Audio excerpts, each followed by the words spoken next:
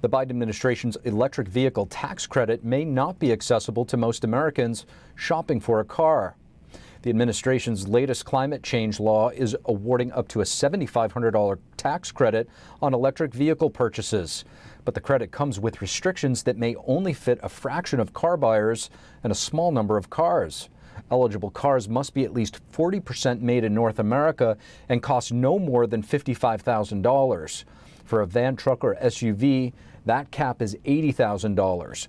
The person's income can also not exceed $150,000 or $300,000 for a couple.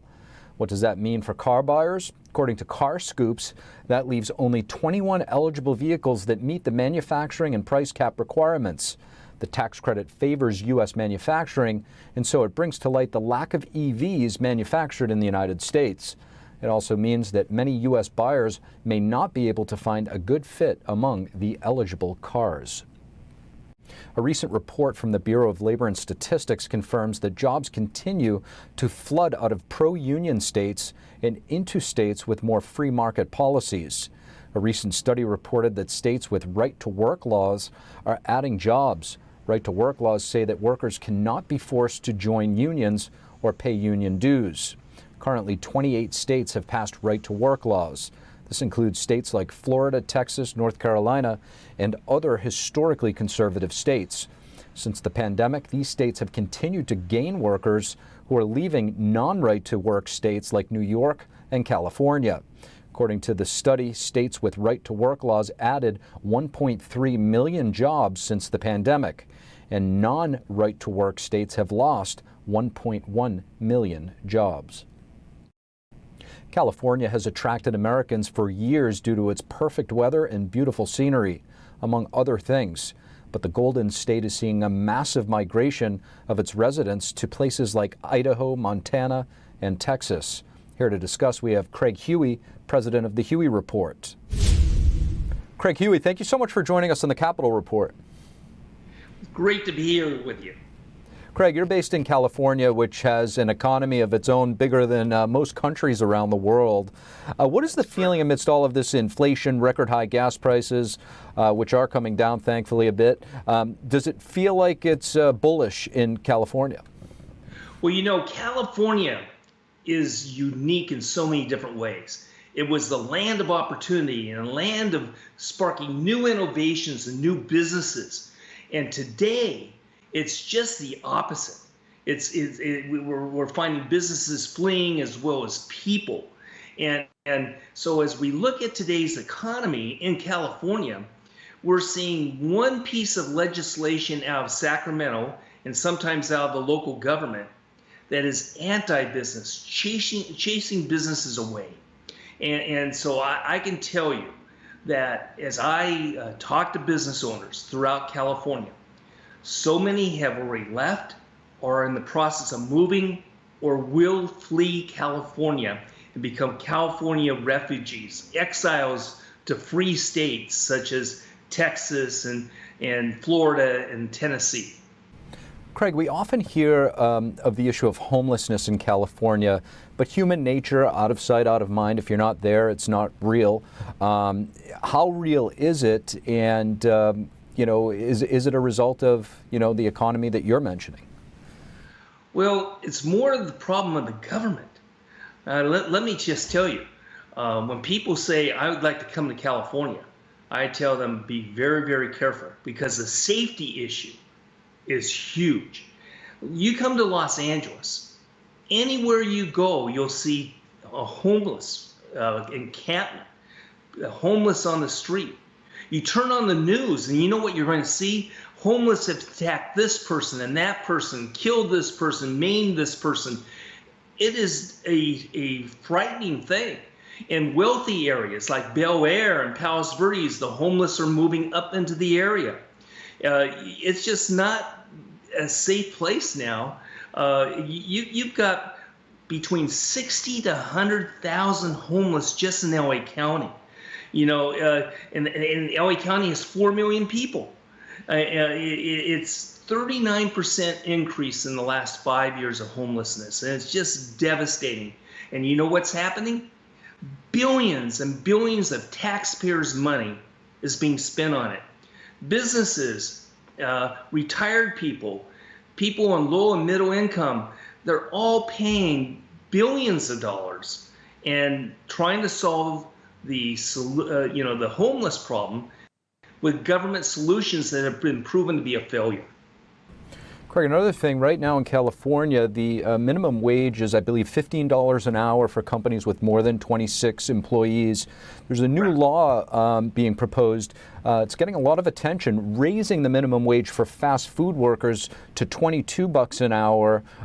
What's the reaction been to this? What are your thoughts in California? The reaction by anybody who knows economics is horrible, because it will destroy the businesses, small businesses, franchises, restaurant owners. They won't be able to afford this at all. Right now, because of the minimum wage, we're seeing a rush towards automation in every single industry. In California, we're seeing businesses leave because they can't afford the high costs of employees there. And if you find this type of bill passing, basically the marketplaces says, well, why not make it $50 or $100 an hour? Basically, no one can afford it as a business owner. We operate on small margins, and what I have experienced as a small business owner is that every time the minimum wage goes up, I either don't hire more people or I have to lay some people off.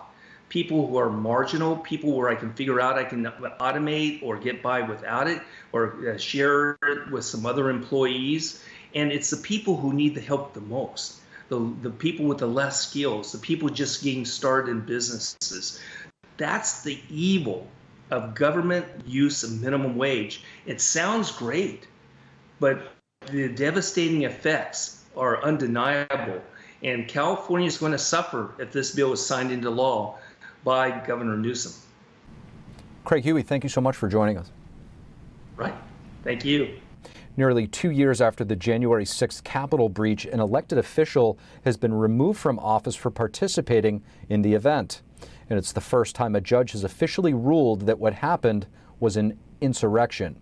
New Mexico County Commissioner Coy Griffin has been asked to clean out his office after a judge decided that he violated the 14th Amendment when he took part in the events at the Capitol on January 6th.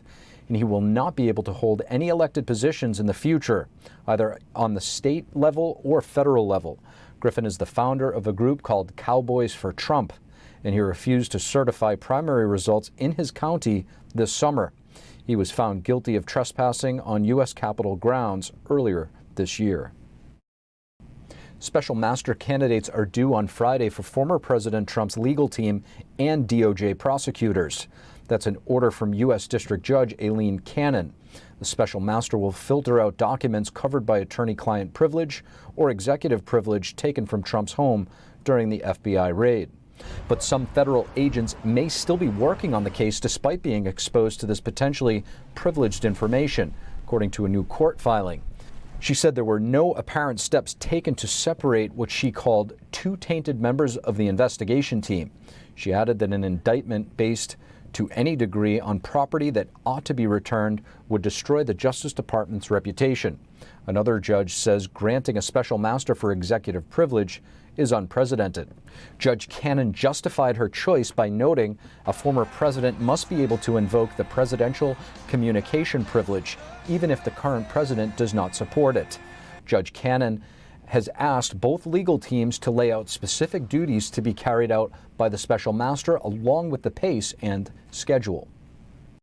And more on energy, House Democrats are re-upping their pressure against oil companies with a hearing slated for next week. The hearing, which is scheduled for September 15th, is part of the panel's investigation into alleged climate misinformation by major oil companies. It's the third such hearing, and it was postponed after Russia invaded Ukraine, which has sparked concerns over the global oil supply. Meanwhile, Republican Congressman James Comer accuses Democrats of pausing their hearings because of the high prices resulted from Biden's policies. In his statement to Fox News, he adds that Democrats should focus on, quote, how the Biden administration plans to address the energy crisis facing Americans. To discuss the current energy trends and where we're going from here, we have the president of Domestic Energy Producers Alliance, Jerry Simmons. Jerry Simmons, thank you so much for joining us on the Capitol Report. Happy to be here, Steve. Jerry, gas prices have gone down pretty significantly since they were hovering around $5 a gallon not too long ago. What's driving the cost of fuel right now?